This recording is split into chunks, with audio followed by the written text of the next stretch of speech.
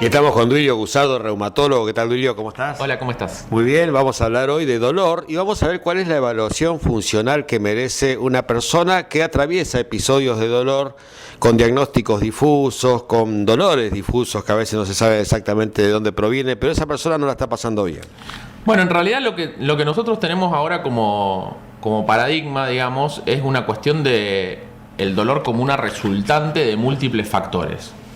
Y nosotros, digamos, venimos de una historia en donde estaba primordialmente lo anatómico como protagonista, y cuando descubrimos de la anatomía pasamos a la histología, de la histología pasamos al diagnóstico por imagen, y todas esas cosas tratamos de relacionar con lo que estaba sufriendo el paciente en cualquier órgano, digamos, ver qué relación hay entre la tos y la placa de tórax, ver qué relación hay entre la diarrea y la colonoscopía, ver qué relación hay entre la resonancia del lumbar y el dolor lumbar. Genial.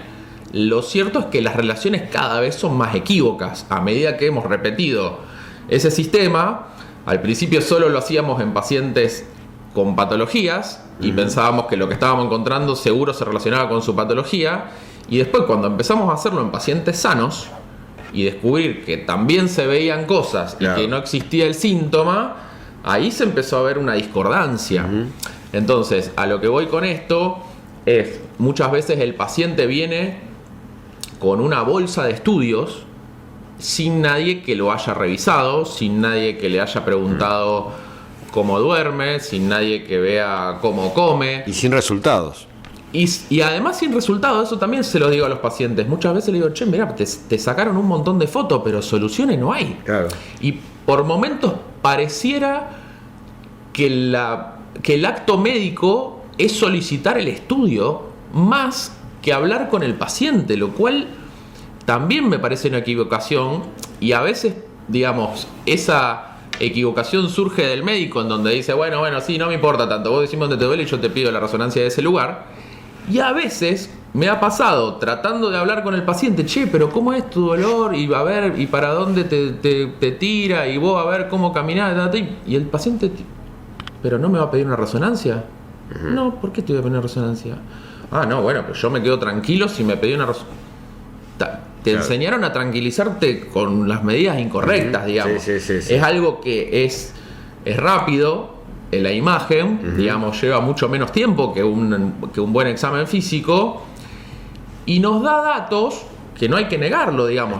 Nos dan datos que existen, pero que sin duda, si no lo ponemos en un contexto a esos datos, en un contexto clínico, en un contexto funcional, podemos llegar a muy malas conclusiones. Ahí, yo qué sé, yo hablaba con vos en otra oportunidad de esto de, bueno, a veces me sirve ver más cómo camina un paciente que ver la resonancia de ese paciente, digamos. No, la resonancia de la mayoría de los pacientes mayores de 50 años van a tener condromalacia rotuliana, van a tener meniscopatía del menisco interno, la mayoría van a tener un cierto desgaste condral, algún grado de bursitis, sinovitis y un poco de líquido, digamos. Hay una parte ahí en donde el cuentakilómetro más o menos muestra lo mismo en todos los pacientes, y después la variabilidad de si ese paciente corre 6 kilómetros por día o ese paciente no se puede levantar para ir al baño a la noche, no lo sabés mirando una resonancia. O sea, puede haber muchas resonancias iguales, ponerle, y los orígenes, lo que los llevó a ese estadio diferente. Y lo ahí que está la los diferencia. llevó a ese estadio probablemente se relaciona mucho más con cómo se manifiesta después de ese estadio. Claro. Entonces, sí, yo tengo esta resonancia, genial, y ando 3 kilómetros de bicicleta por día con esta resonancia, genial. Ahora, después te dice, yo tengo esta resonancia y me muero de dolor. Y claro, yo hace un año que subí 10 kilos y hace un año que dejé el gimnasio. Genial, o sea, tu problema es que dejaste el gimnasio y que subiste 10 kilos y por eso tenés el dolor que tenés. Y la resonancia que está en el medio no me sirvió para nada. Claro. Y al otro, vos decís, tu solución, tenga lo que tenga la resonancia, que vos estás haciendo 3 kilómetros de bici por día y que andás muy bien de peso en los últimos 10 años.